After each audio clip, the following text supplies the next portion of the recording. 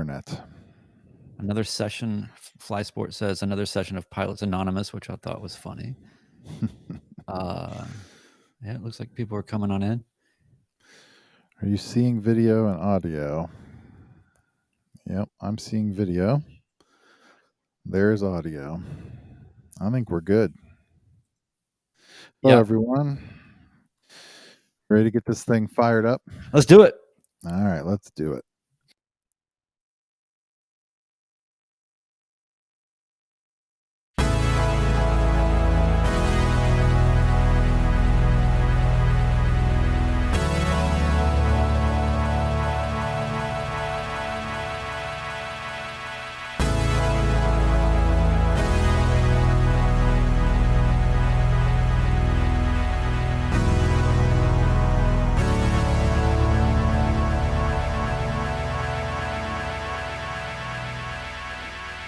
Hello, and welcome inside to the Midlife Pilot Podcast. This is a podcast all about flying and aviating in midlife, and we're up to episode 29, being recorded on the first day of February of 2023. My name is Chris Moran, also known as the Midlife Pilot on YouTube, and we're really glad to have you with us here for this episode, joined as always by my co-host and friend and fellow aviator, deep in the heart of Music Row in Nashville, Tennessee. It's Brian Siskins. And man, did you know that? Did you? Good evening, sir. Did you know that there's a studio on Music Row? It's Reba McEntire's studio, and they put a helipad on the top of it, and then never were able to use it because they figured out that that's a terrible idea for a place with a bunch of recording studios. Yeah, that tracks. I see the problem. But how are you? Welcome everybody, and it's awesome to be here. I feel like I'm warmer than you are right now, Chris. Yeah, I may have made a bad decision. I was all in for the aesthetic, and it was great getting set up. I've been here for about just over an hour, and at this point, the cold has set into my bones, and my hands are deep in my pockets because it is. Well, I'm fortunate to have a hangar. It is not heated, so it is quite chilly. My wife said when I was leaving, she's like, you can put a backdrop behind you or like virtualize it, and I'm like, no, that takes away from the the theme here. It doesn't feel quite the same. What I think here's for the audio podcast audience that'll get this later. What we're seeing Chris. I mean, you see the form of an airplane, but I mean, in all honesty, it kind of looks like it's not real. Yeah, like the background almost looks like it's fake, but also you could just put like a Greyhound sign up there, and then everything the whole aesthetic really starts to come together. Yeah, exactly. Yeah, it could pass for that for sure. Sure. Well, let's get into this whole thing. We have a great special guest tonight, and so would you like me just to go ahead and just get him in here, introduce him, or whatever? Do it. Yeah, we can shoot the breeze here once he's with us. Okay, so we all think that we're doing something by flying in airplanes with doors and chairs in them and seats in them and things like that. Well, our guest, special guest today, Tom Kubat. Welcome. He's a paramotor pilot. Is that right? Paramotor, paraglider? I don't even know. Yeah, you're right. Paramotor. Okay. And has gone on to get his private pilot, is working on his instrument. And, the algorithm connected us a long time ago to where I was keeping up with you. And so it's really cool to have you on. I think you're a great video, YouTube filmmaker and somebody that is also a good storyteller. And I think that what I want to get into tonight, to everyone's benefit here, is going to be around some of these tall tales that you've told on some of your videos. So it's really cool to have you, man. Thanks for being here. Yeah, thank you guys for having me. Yeah, and so first of all, I think that the most important thing for people to understand is that like I said, you've come at it from a different angle than most people, and you have a different destination perhaps than most people, in the sense that you came at it through paramotoring, and then you have the intention of becoming a professional pilot. Most of us midlifers, although you're slightly less than midlife, so maybe that's the saving grace for you, but like we're cooked, we're done, we can't have aspirations. But no, it's not true. But ultimately, I think it's really fascinating that while some of us might have some commercial aspiration to some subtle level, like maybe a CFI, maybe doing some, little things, but not, I don't think as big of a goal as you have. So tell us about just your path to aviation, and then also where you're trying to get. Okay. Yeah. So again, thanks for having me. Yeah, man. And yeah, I guess my path to aviation. I'm a first generation aviator, so I didn't come from anybody in my family flying, nothing like that. I just, as a kid, was obsessed with aviation. A lot of flight simulator and RC airplanes, things like that. And then, as I got older, I got into motorcycles and got in some motorcycle accidents and was kind of getting done with that and realized I saw like a video on YouTube of somebody paramotoring and I was like, whoa, that looks pretty fun. And I looked into that and I said, okay, that's what I'm gonna do. So Wait, hold on.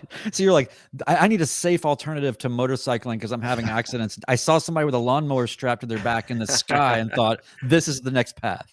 I get how that sounds. Yeah. And that's one thing I like about paramotoring. It has the perception of being dangerous, but it's actually Right. but yeah, so I sold my motorcycles and my dirt bikes, and I bought my first paramotor. I actually sold my Jeep at the time too to finance it, and basically sold everything to get into this because I figured that was what I was gonna be able to do. That was my like path into aviation.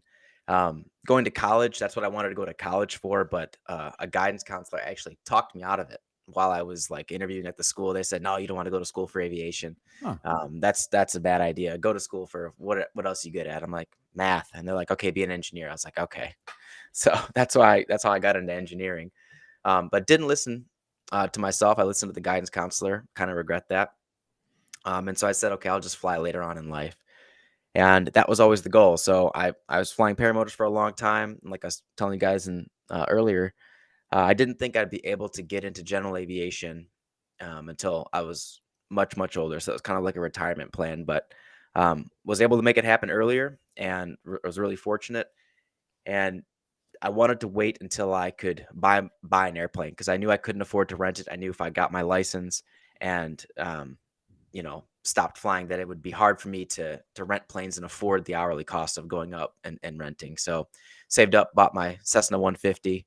I was a 1976 Cessna 150, bought that, learned to fly on it for a year, put 200 hours on it, and sold it for more than I bought it for. So it was like 200 free hours of flying, and then traded that up. And I bought last year in 2022, I bought a 1966 Mooney M20E. And so that's how I got to where I'm at today in aviation. Oh man, That's awesome. And so, and you're embarking on how's your instrument rating?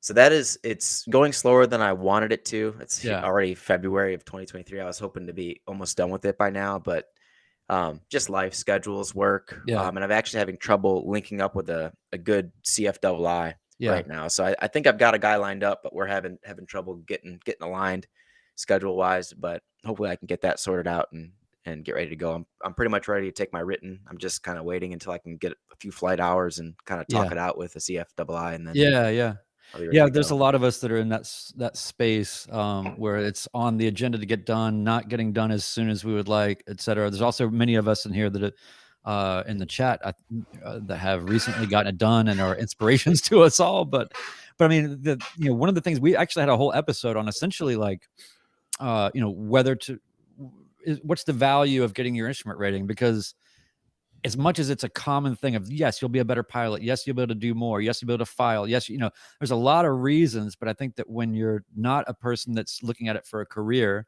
and perhaps someone like me that's a renter, I'm gonna be kind of more naturally fair weather anyway, and to put forth the expense that it really could actually be close to some sort of a down payment on an airplane. I guess, and also just there's a lot of people we've talked to.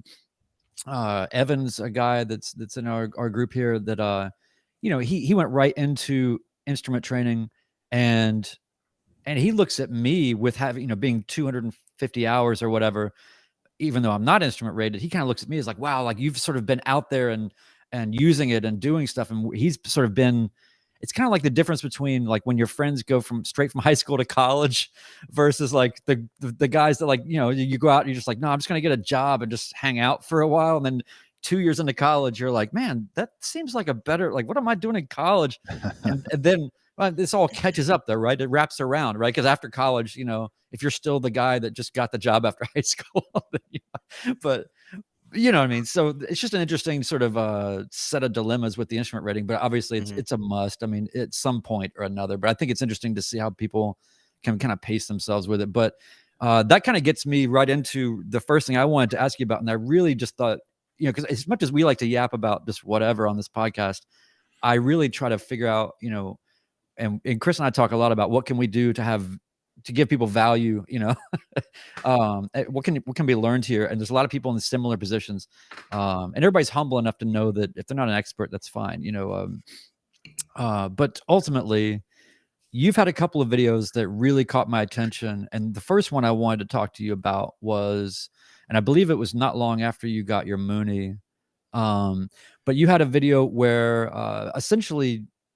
you're really, by the way, I really appreciate in your videos how you just tell stories a lot, and it's kind of like you're just flying along with a buddy, and it's a novel, simple approach. It's a very good idea. I really enjoy it because you can kind of have it on and be doing something else. Like it's not, I don't know. Mhm. Anyway, so but you told the story of getting stuck over the clouds, and you got yourself into a situation that you know didn't enjoy. So Mhm. can you just maybe detail that a little bit, to walk people through what happened, what got you into it, and what you learned? Because I feel like a lot of Sure. people can learn. There's a lot of interstitial kind of weird stuff, right? Like when you get out there after your PPL, where they don't train you kind of know, like don't fly into IMC, of course, but there's all Yeah. this kind of like, is that okay? Like there's a bunch of like intermediary decision making, and I thought that this was such a cool example of how you can, in a small way, get into a bigger situation.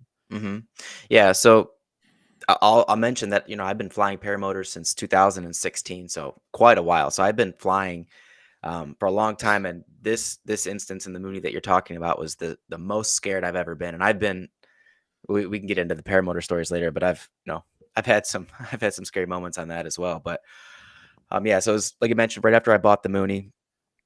So coming from a Cessna 150 to the Mooney, and it was a nice day. I checked the weather as I always do, and the forecast was basically said good for flying in the morning, bad for flying in the afternoon. I knew the clouds are going to come in. It was going to be difficult to find VFR conditions, but it Mm. was scheduled to or forecasted to do that way later in the day, like 3, 4 o'clock, and I was going out at like 8 in the morning. So I was like, oh, I'll be fine to go on a little quick trip. So found an airport with some cheap fuel and headed that way.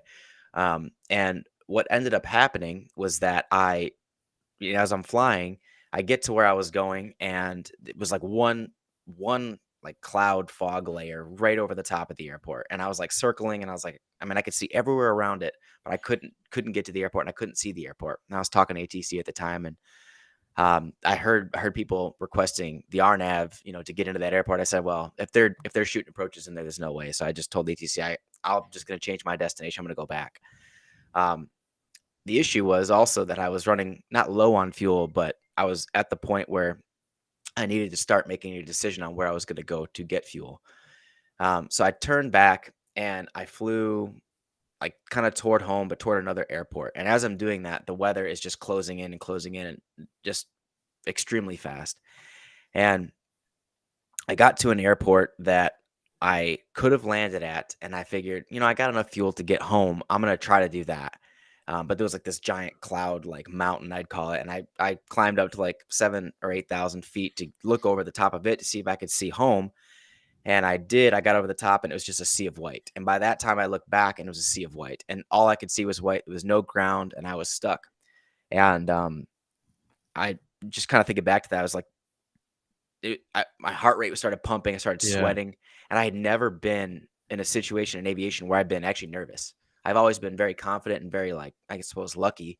But I do my due diligence, and I try to practice safety, and I'm usually pretty careful. But I mean, my heart rate was pounding. I was just started thinking about my kids and everything. I was like, no, no, no, stop. And I was like, because I was getting real nervous and making more poor decisions. And I basically just calmed myself down. I was getting low on fuel. As I mentioned, um, I could see really far that there might, how you can see in the distance sometimes you can't really tell if it's the edge of a cloud layer, just like a horizon playing tricks on your Yeah. eyes. And I'm like, I could go out that way, but if I fly out that way, I'll definitely be fuel critical and I will not be able to make it back anywhere if there's clouds that way. So I just started circling and I said, you know what? Um, worst comes to worst, I'll contact ATC, tell them what happened. And I just started loading the RNAV approach to the nearest airport, right? So again, I'm not instrument rated, but I was like, if I have to, I can fly an RNAV if it's going to save my life. I'd rather do that than run out of fuel above the clouds and just descend through them, Yeah. into the middle of nowhere. So I started doing that and getting prepared to shoot the RNAV and then, prepare for the approach and then call ATC. While I'm doing that, like there's this little hole that opened up underneath me. And luckily I was in the middle of nowhere, so there was no houses or anything down there. I could just see trees. And I'm like, I'm going for it. So I go down, I go through this hole, and I'm at like 600 feet. Luckily, I'm in Class G airspace, so I'm still like legal somehow. And I'm just scud running under these clouds. And I know that the airport, because I got ForeFlight in my GPS and everything, I know the airport is like over these trees, but I can't see it. And eventually I made it back and I found an airport and I landed at it. And it was, I was shaking when I landed. I was so nervous. And I just called someone to come get me, even though I knew the weather was going to potentially get better later on. Yeah. It was a horrifying situation to be up there low on fuel with no way to get down. Whew. Yeah. I mean, I can kind of feel that, just that that moment where you are so adrenalined out that you just know it might be totally fine for me to continue, things clear up, whatever, but just being like, nope, I'm out. Somebody come get me. Yeah. It's And- really, and- it's really good. And while I was in the plane, that was like the moment, like the turnaround moment for me was when I realized I was like, no, I can fly the plane. I know how to fly this airplane. I have an idea on how to, how to set up for approach. I do a lot of flight simulator too. I've got hundreds of hours on flight simulator. Nearly all of it is practicing IFR approaches. So procedurally, I understand it. But when I realized that freaking out, I was like making poor decisions in the cockpit. I was like, this is not going to help. And so I just calmed myself down and said, we're going to fly the airplane and we'll be okay. I was kind of telling myself that. But when you asked me earlier, what could I have done better? Because like I said, I checked the weather and it was not forecasted to do that. But what I didn't consider was the difference going from the 150 to the Mooney. So the 150, a 45-minute flight, which is what this flight was supposed to be, 45 minutes, was like a local flight in the 150. 45 minutes, I'm around home, right? So that local weather is still around me. But in the Mooney, 45 minutes was, 100 miles away or whatever it is, however far. So I was super far away, and I maybe didn't check the weather over there. That's what I'm thinking. I can't think back, but maybe I didn't consider the weather in that area.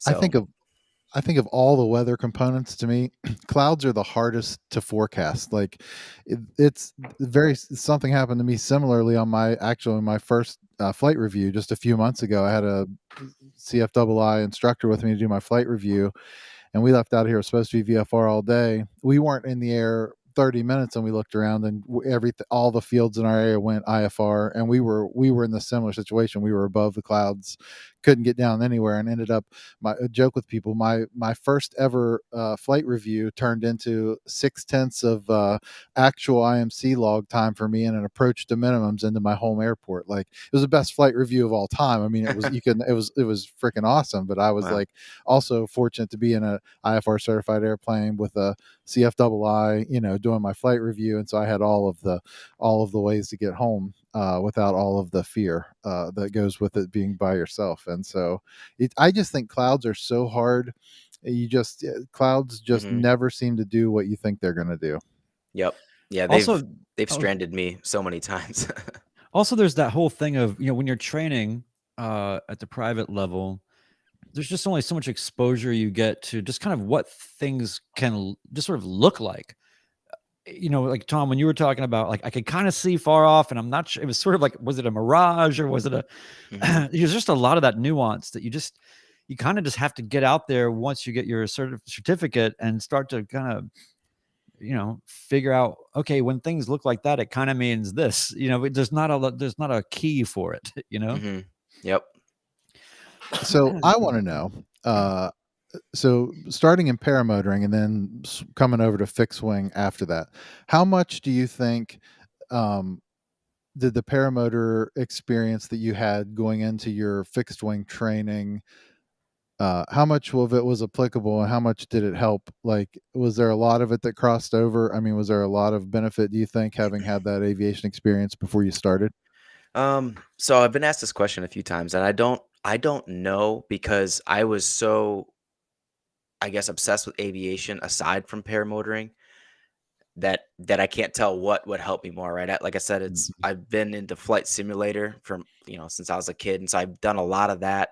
I've had friends with airplanes that I was able to fly in. Um, and for paramotoring, I think it depends on how serious you take it because there's no license required for that. So you could, legally, I could give you my paramotor, you can go fly it. Nice. Um, yeah. So, Thanks, man.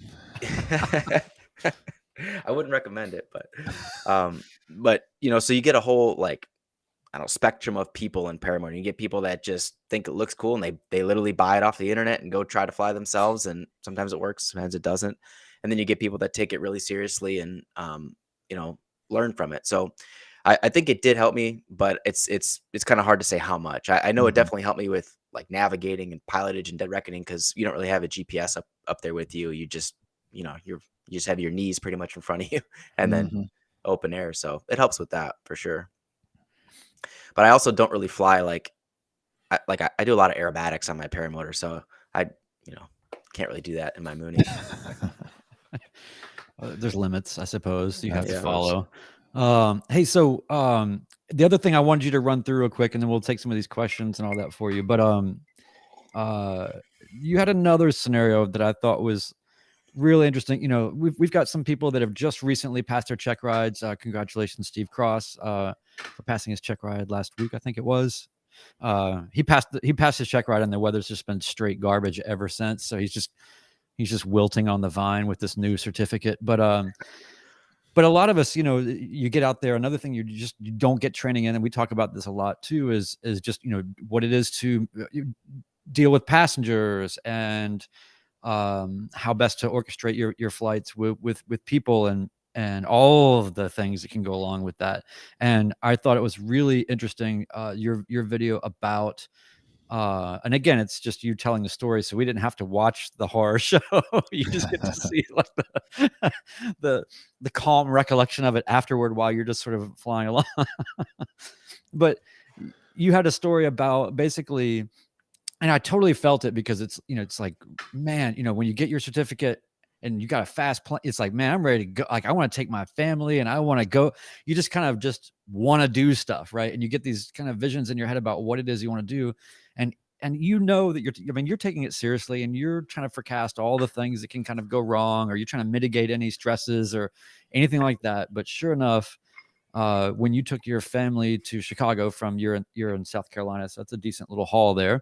Mhm. Um, in a Mooney, that must take like 40 minutes. I know, but uh, 40, yeah, like 40 minutes and like 100 gallons of fuel. No, but but no. So you did this flight, and some things went kind of crazy in a few different ways. So maybe if you can just recount for us, because I really and from the standpoint of, if you could talk to a new pilot that's eager to get out there and do stuff, right? To Mhm. fly with your family or to take longer trips.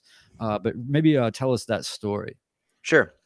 Yep. So I'm from Chicago originally. So we were planning a trip to go home. That was always kind of my dream. I was like, have my own airplane with 4 seats and take my whole family back to Chicago, back to the first airport I ever flew an airplane out of when I was 16.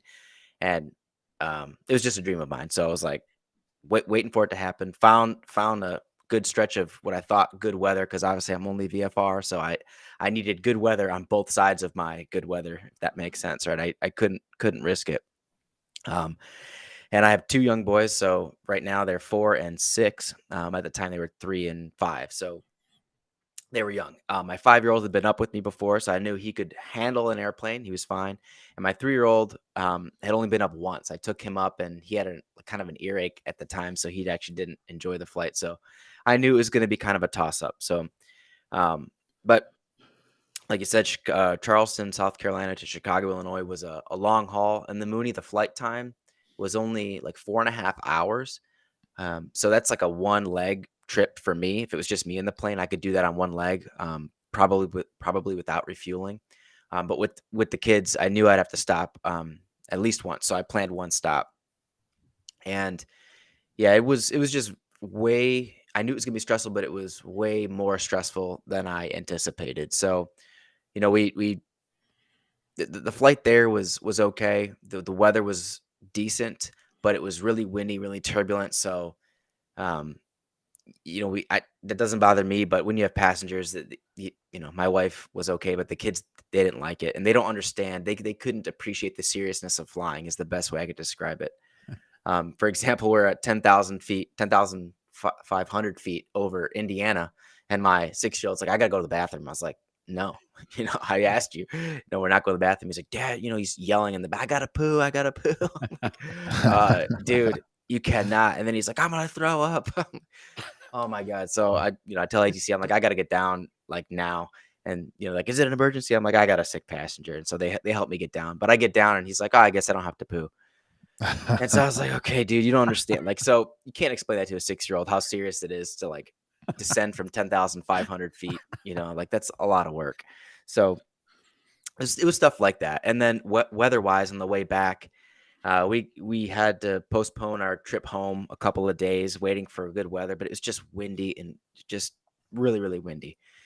So we finally got a window for some decent weather, and we tried to leave. We left, and this is part of the story. But on takeoff, leaving Chicago, was super windy. It's like 20 degrees Fahrenheit. It's freezing cold. And on takeoff, my wife's door popped open, and in the Mooney, you just cannot get it closed in flight. So the kids are in the back screaming, "No, we don't want mommy to die." They were saying, I was like, "It's fine, it's fine."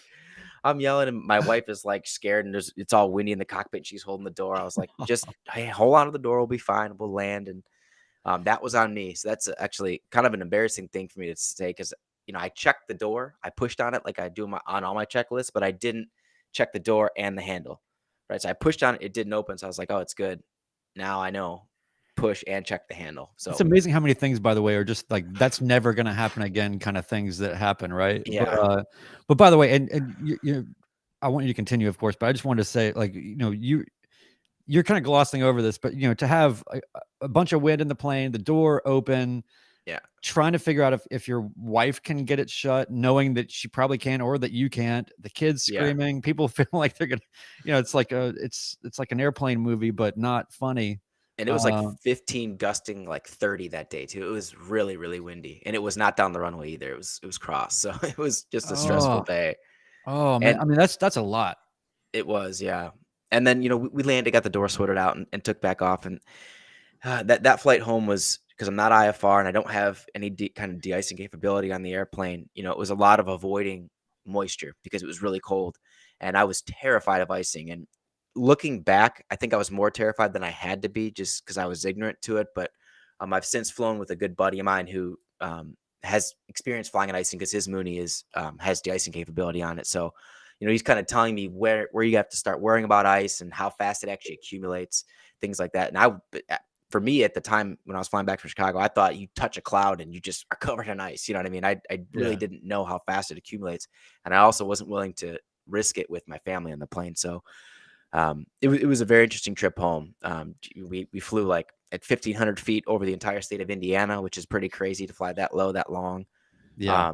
And I'd say the last hour and a half of that trip was actually amazing, because I was able to get up to 11.5 finally, and I had like a 60 knot tailwind, so I was over 200 knots over the ground, and that was pretty fun. But yeah, moral of the story: not doing that again, at least till I'm IFR rated, and Yeah. probably until the boys are a little bit older and can appreciate the seriousness. So Tom Kubat is our guest on the podcast tonight. He's on YouTube at youtube.com/Tom Kubat, and a lot of people talking in the chat. If you're catching the audio version of this podcast, we record every other Wednesday night at 8 o'clock Eastern on the Midlife Pilot YouTube channel. And Josh McElhatton, who is a friend of ours, says flying with family is the reason he got his license, and they're loving the travel freedom. It gets easier as they get older.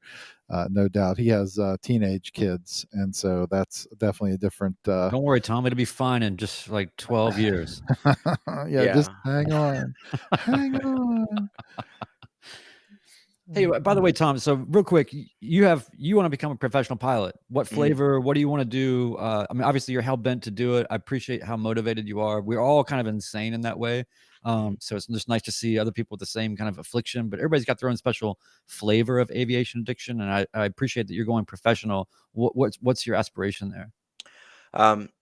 So people ask me this a lot too, and to be honest, I don't really know yet. If I had Perfect. my way, I'd be flying business jets, and I would not have the same mission any 2 days in a row, something like that, right? I like the idea of flying into small airports, not knowing where I'm going, things like that. But I'm also not against flying, regional airlines or even in the airlines, right? I really enjoy flying. I love pretty much everything about it. And but if I had my way, I'd be flying like a Cessna Citation CJ4 into some cool airports. That's kind of what I'd be doing. my instructor, my private instructor, that's what he's doing now. It's just like for a private owner, and he's just kind of doing that thing. But real quick, I wanted to say before we get to Ben's thing, and we'll have to introduce Ben to Tom. But so when you talk about this career aspiration, and you don't really know, I mean, is that something where you it doesn't really matter because you just need to pursue the ratings and the time that you need anyway, so just sort of let that kind of happen? And then also the second question is, do you feel like even in that sort of uncertainty, do you have any kind of concern perhaps that what you love will kind of turn against you in some way because it is now a career or a job? Because like, for instance, like I did music for a lot of years, and had a studio and was producing records, doing all this stuff. And there's just a point where it's like what I wanted to do my whole life. You get to a point where it's like, wow, this looks, feels, smells, and is everything like what I've always wanted to do. And I've got to get out of here. Like, if I have to hear this song one more time, I'm going to kill someone. So anyway, that's my dark way of saying, oh, what do you think? You get tired of it? I've thought about that. I think the answer to that is no. I mean, obviously it will be a job, so there'll be that part of it. But I think maybe had I gotten into aviation, in college like I wanted to, I'd be more at risk for that happening. But yeah, I've been, I've got an office job. I'm an engineer. I'm in supplier quality for a really, really big company, and I have an office job. So yeah, anything's better, right? Yeah. Yeah, I don't know how to say. I always say that I'm very grateful for my job. Very, very grateful. It Of course. allowed me to fly. I've got it. Can support my family on it. Things like that. But it's not. I wouldn't go if they didn't pay me. Is what I tell people. So maybe had I not had the experience of sitting in an office staring at spreadsheets all day, Yeah. I'd be at risk of that. But I think that when it finally happens for me, and I finally am able to get paid to do what I love to do, I think I'll be so grateful for it that I don't think it'll get old. I think I'll be stoked. So pull that comment from the Sage back up, from Ben. Yeah, Ben Singer, the Sage, as we affectionately refer to him, said, I've been watching Tom's videos for a couple months now. I have never seen anyone with better checklist discipline than he. I strive to run checklists as well as he does. Nice. That's a point of emphasis for you, I guess. That's something you take very seriously. I do, yeah. I take everything in the airplane very, very seriously. In fact, my wife was telling me the other day, she's like, "Yeah, I like flying places, but she's like, it takes you like 45 minutes to just get off the ground." I'm like, "Yeah, like it's always gonna take that long, because I do lengthy pre-flights. I checklist every time. I don't skip on that ever." That's good. Todd has a question for you as well. He says, I love your videos, especially the Cessna 150 videos. So my question is, am I nuts to be a grown man who wants a Cessna 150? I suppose it depends on how grown he is, right? Yeah, exactly. But no, I mean, I was telling these guys earlier, I love my Cessna 150. I wish I could have both planes. I wish I could have afforded both, because it's a completely different kind of flying. That the 150 is like the plane I would choose going to the airport on a nice calm night. You want to do a sunset flight over a lake or just something like that. I'm getting in the 150 every time, just because it's more of a pilot's airplane. It's bare bones. You're flying it. Ton of fun to fly. You can throw it around. It's awesome. So no, you're not crazy at all. I wish I could still have mine. That's fair. But It's yeah, my favorite. It's my yeah, favorite. it depends what you want to do, right? I guess because the weight, useful load's what 500 pounds on a 150. Yeah, So if you're lucky. Yeah. yeah, And down there in Charleston, if you with the heat, it's probably like yeah. you're like, Oh which one of you man, kids wants to come with me? Just one. I took. I don't know. I Well, think it it only was has 2 6. seats, Brian. It only has 2 seats, so there's only going to be one regardless. That's right. I took 6 people flying in one day in my 150 in the summer in South Carolina, and it was brutal. It was up and down and up and down, and yeah, climb rates at 200, 250 feet a minute was what I was seeing. So Oh man. Yeah, one dull geek said something about like I was stepping on your dreams. I just want you to know, Tom, I'm not stepping on your dreams by just asking the question, do you feel like you might be in a state of conflict about, career versus the love? It's not that binary, and we know that it's mhm. Yeah. it's gonna be, of course, every job has its challenges, Yeah. I mean, Chris is not even getting paid right now, and he's standing in an 18-degree hangar with his hands in his pockets, Yeah. looking like he's waiting at a bus stop. Yeah. It But was a there's a bad lot choice. of different aviation like things you can get into too, right? I've got the paramotor that scratches a very different itch. Like tonight, I had the choice airplane or paramotor, and I chose a paramotor because it was a nice night. I wanted to go rip on the paramotor and get upside down. So, um, there's that. I took aerobatics training the other day in a super decathlon, which was amazing. So that's like something I'm thinking about now. Like, okay, maybe once I get the hours I need out of the Mooney, maybe I'll sell it, because I'll be flying, for a living, and then I'll have the decathlon or something similar to that to go do Yeah. aerobatics in, because that was a ton of fun. So, I'll find something, I'm sure. That's very cool. A friend of mine who's a pilot who flies Airbus, he he called. He said, I was real proud. It's like, hey man, I got my private pilot certificate. He flies an A380 or whatever. And he's like, oh, cool. Like, he said, have you got your instrument rating yet? I said, no. I'm working on it. I'm working on it. And he says, oh, so you're just doing recreational gas burning. That's what he Yep. called it. So, but I think the paramotor, that's got to be like the ultimate recreational gas burning. Yeah. Sounds fun. It's so fun. Yeah. I'll never give that up. That's awesome. Yep. Flysport wants to know more about aerobatics training. Yeah, so that was an accident. Actually, I think it was today. I think I uploaded a YouTube video today, going over this whole thing. So if you are interested, you could look that up, but I could tell you now too. It was kind of an accident. My buddy was taking aerobatics training, and I was just flying on Saturday morning and was like, "Oh, that's only like 40 minutes away. Let's go see what he's up to." And flew out there and landed. They landed behind me, and they're like, "Yo, go take up the super decathlon, go fly." And I'm like, no. And like, come on, go. And I was like, I don't want to take up your guys' time. And they convinced me, So I was like, all right. And they strapped the parachute on me, put me in the plane. And I went up and took an hour of aerobatics training. And the flight instructor that went, her name was Mac, and she was awesome. And she's asking me on the way out there, she's like, yeah, are you gonna be okay? Gonna get sick? I'm like, no, I'm not gonna get sick. No, like whatever you could throw at me, throw You're at like, me. but I need a poo. Yeah. So we got to land now. But no, I was, I basically told her, I was like, look, I do aerobatics, on my paramotor. I know that's not what you guys do, but I'm like, I'm used to this kind of thing. I'm not going to get sick. I'm not going to get scared. Let's do it. And so she put me through it, man. And we did everything. We did, loops, Emmelmans, aileron rolls, barrel rolls, Cuban rolls, sustained inverted flight, hammerheads, which were a ton of fun. Just everything, man. And yeah, it was epic. And of course, I didn't have any cameras on me. I was so pissed.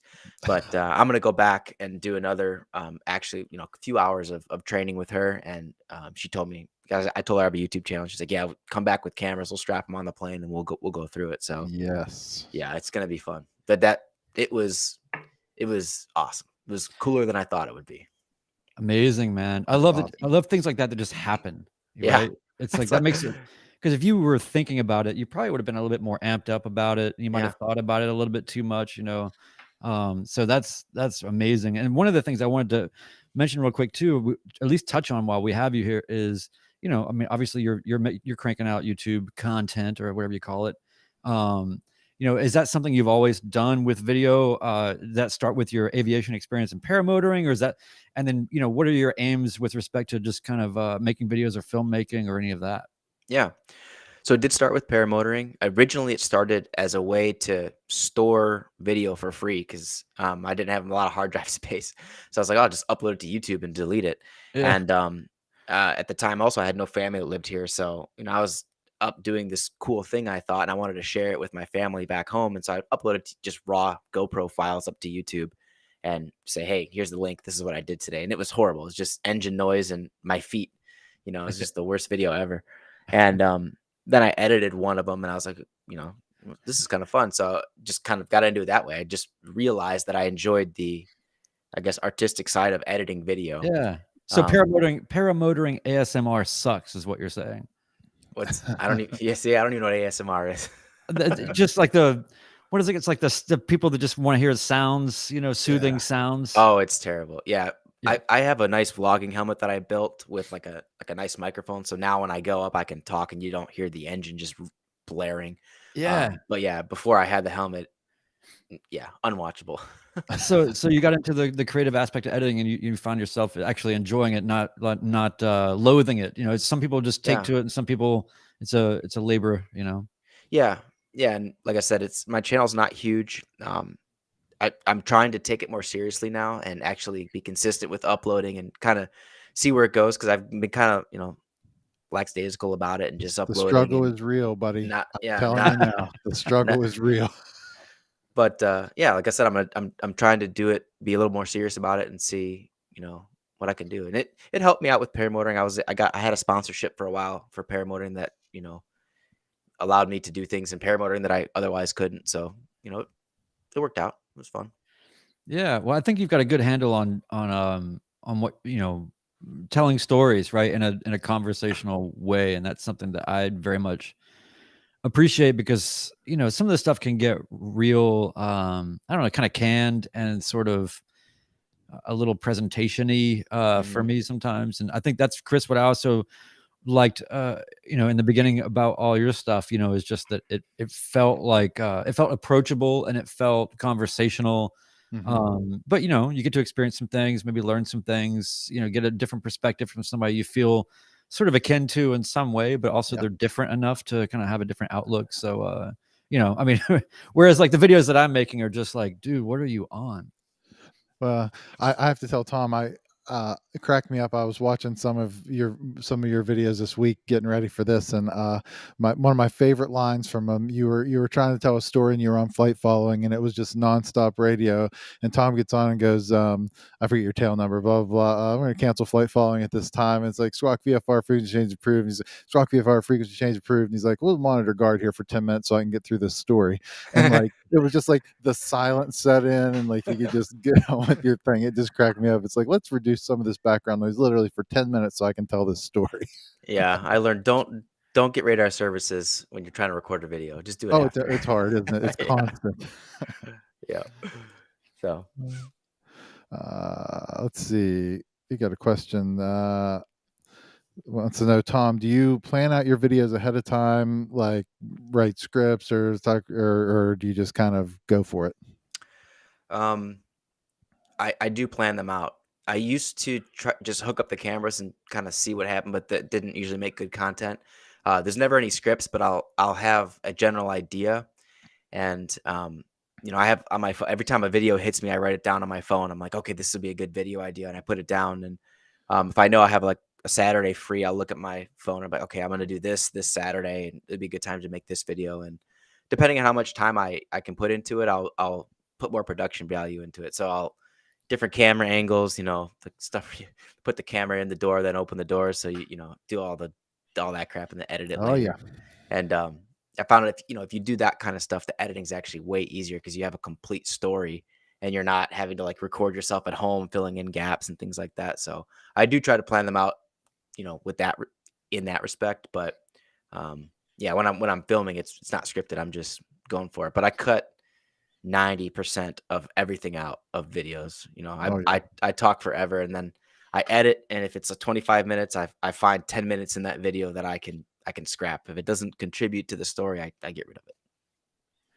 Yep. That's really, it's cool to see people that are only coming about that through aviation, whereas, Chris and I have done some of that, professionally, or I guess theoretically that's what I do for a living. I'm not really sure how I got here, but that's what I'm doing. But it definitely is.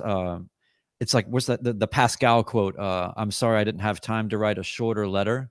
People don't realize how hard it is to get concise and to shrink things down. And I like that quote. yeah, Mhm.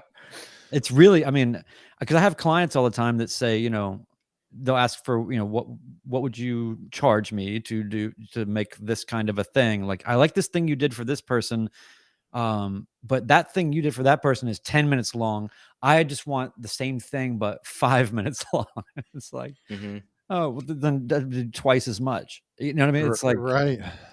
and they just don't understand those inverse relationships at all. So it's cool that you're minded that way. And I think that maybe it's amazing how, like, in editing, all of those little, it's 1,000 little decisions that create this higher yield of a perspective.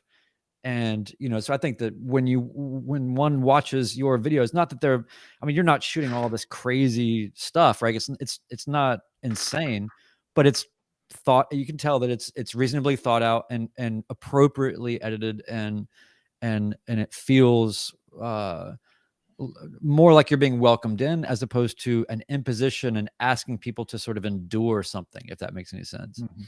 Yeah, appreciate that. Yeah. Yep.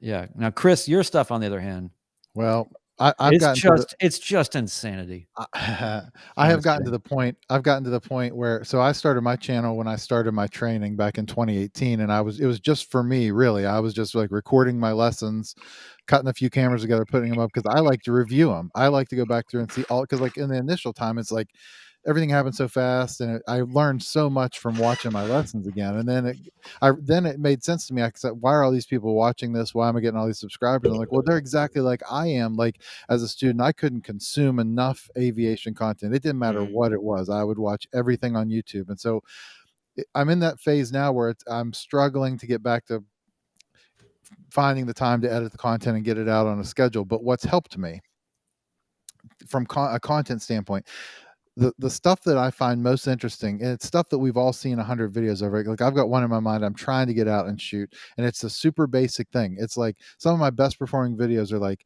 how I use trim. Like, people like like, I love the idea. Trim is one of my, like, I love to preach about trim. I love to, like, tell it's cruise control. You're trimming for airspeed. Like, once people get the, like, concept of what trim really does, it's like a light bulb experience for people. So I made one of those, one of my best performing videos of all time on YouTube. Well, I want to do one that's real basic, like the 3 different ways you can enter a pattern at an uncontrolled airport, because I do that every day that's here, and I've had several instances in my channel where things have gone awry with a straight in or whatever. So, like, those are, I try to start now. I've gotten back to the habit of trying to think about content like that ahead of time and go out Oh and shoot yeah. those little one-offs, because I take it for granted. I do it all the time at my uncontrolled airport, but I'm thinking back to when I was consuming all this content. It's like I would have loved to have found a video about that. I'd have watched every second of it. Mhm. Yeah. Well, it's also like, for people, you get, there's all this content where it's like, I took the most badass plane in the world and I flew it all over the place and did all this shit that you'll never be able to afford to even think about Right. doing.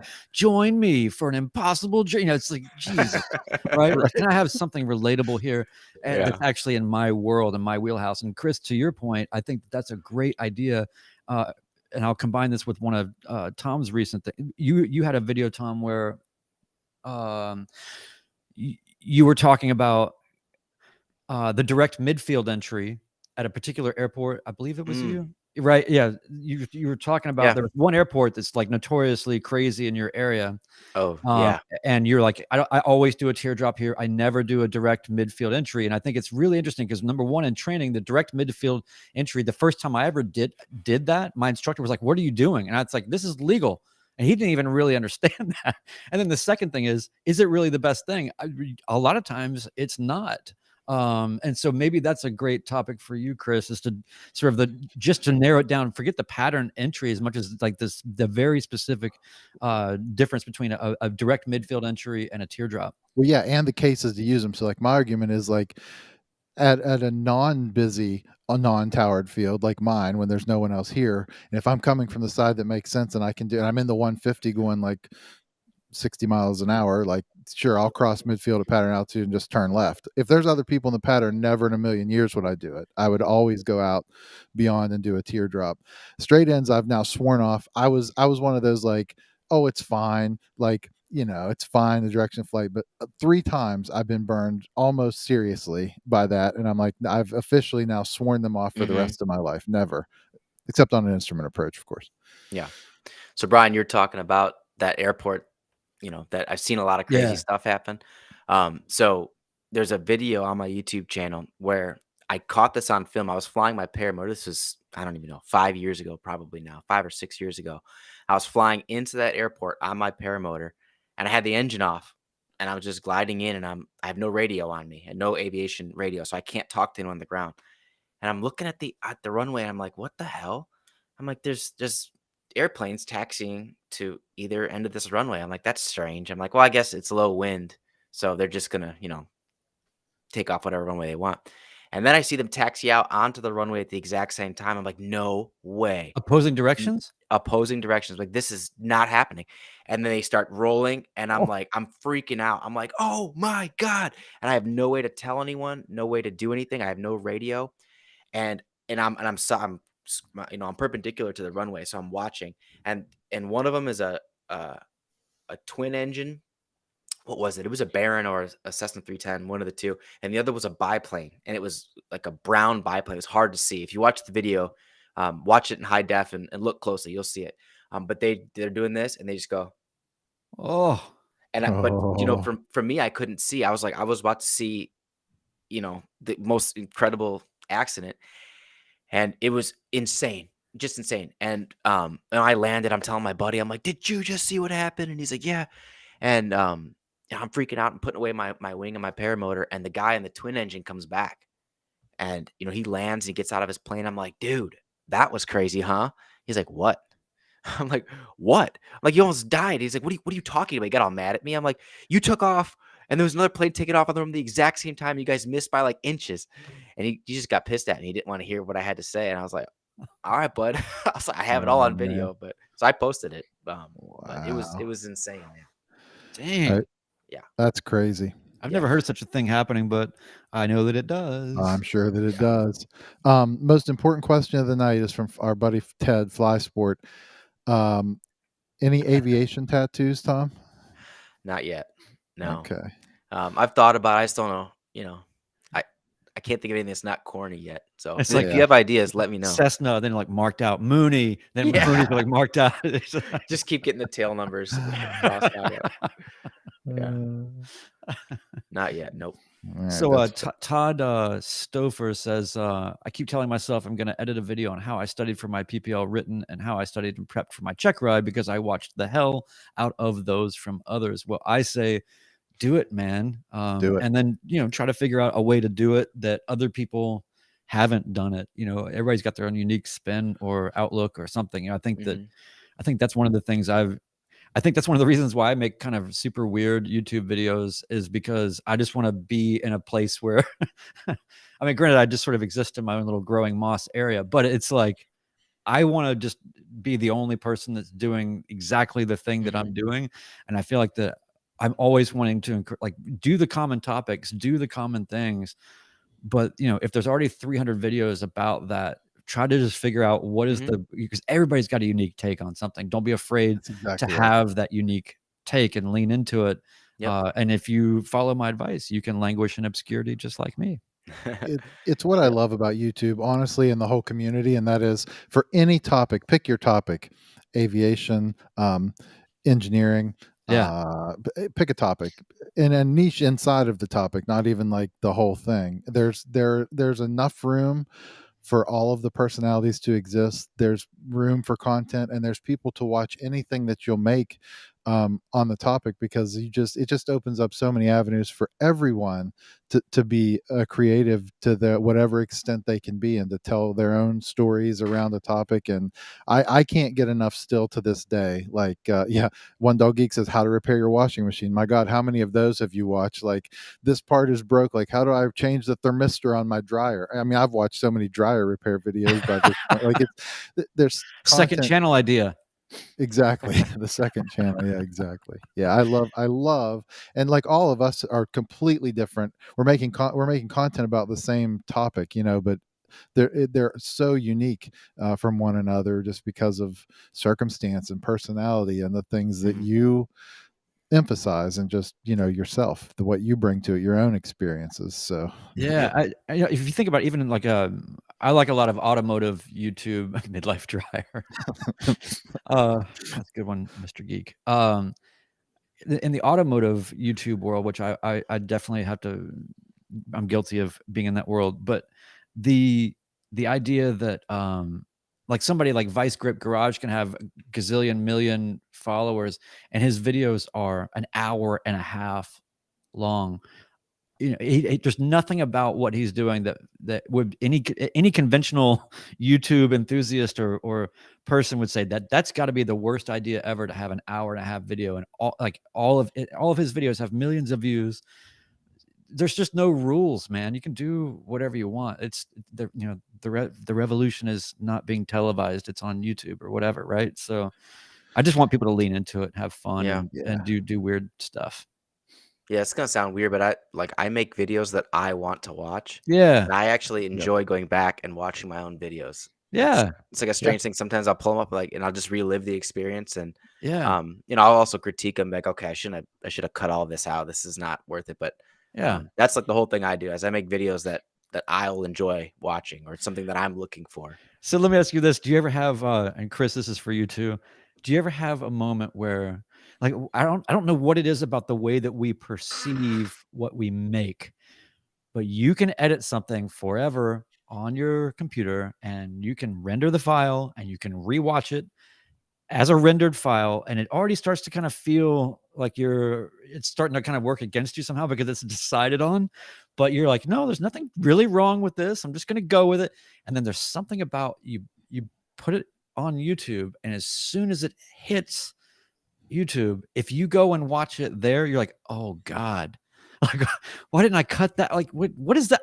Like, how Hmm. does that window of perception change just on publishing? Do you guys experience that, or just yep. me being weird? No, I definitely do, and I think it's because the subconscious. I already know from the time it's hit. It's the first couple hours. It's got 100 or 200 view, whatever. People have seen. It's out there now. I'm Yeah. not the only one. Once it's hit YouTube, I'm not the only one seeing it anymore. Hmm. Like Yeah. I just think I get super caught. That's part of my problem, Tom. I told Brian we're not going to get deep. We got 2 minutes left, but I get really stuck sometimes. Like I don't have anything worth publishing. And so I just don't. I mean, I just feel Hmm. like, and Brian we'll have to share someday with you his whole nobody cares philosophy. But it's, the idea is just that like you just said, I think you hit the nail on the head. Like I also try to make things that I want to watch. And I sometimes get caught off guard by commenters who are like, oh, he's using the stupid music again, or he's done this, or yeah, this would be better without the music. I'm like, forget it. I mean, I'm not making it for you. It's not elitist. I'm just saying I'm making the content that it's, watch it or don't. I mean, if it's not Hmm. your thing, it's totally fine. There's plenty of content for everyone, but it's just like, yeah, I get real hung up on disappointing people or publishing something that I just feel like isn't, I don't know. You get to a certain point and then that becomes the thought, and it's a problem. I got to get out of my own way and keep publishing what I want to publish. That's what it Hmm. is. Yeah.